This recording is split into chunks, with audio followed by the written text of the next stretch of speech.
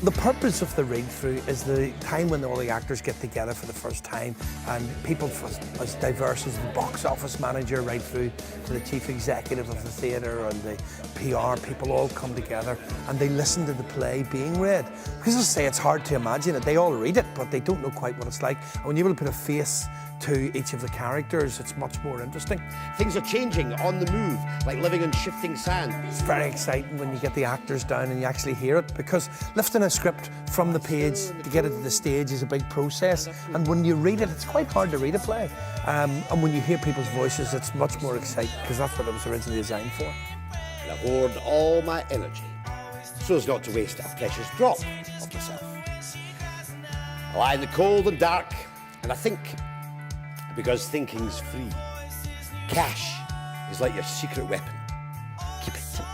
Hold on to it. Don't let anyone touch your cash. My master told me to wait here. Your master's my son. I'm your master. If I say you're going to be hanged, you hang. And if I say you... Why would you say? Because I don't trust you. I don't like the cut of your jib. This is the first time the cast get together as well. Now, some of the actors will know each other, but Andy, for example, who's playing Harping on the Miser, he's from Scotland and he hasn't worked with any of the actors before. So it's a new introduction for him to all the people. Here is a very small community of actors. Having said that, there are 3 new people.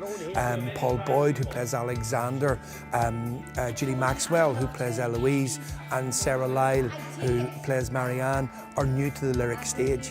So they have been working with other companies, but this is their first time kind of stepping up to this kind of next level, and they're very ready to do that.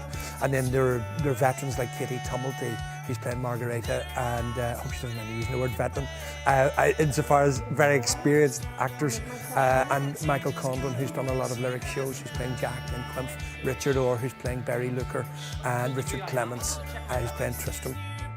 The play's a comedy, and now, again, when you read a comedy like that, it doesn't necessarily jump off the page. It's a very visual comedy, and that's the clever thing, I think, about Moliere.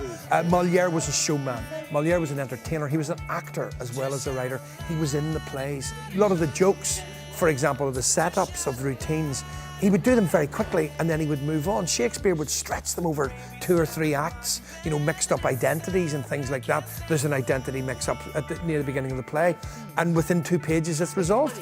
That's the way Moliere works. He goes for the laugh, and hopefully they'll be there.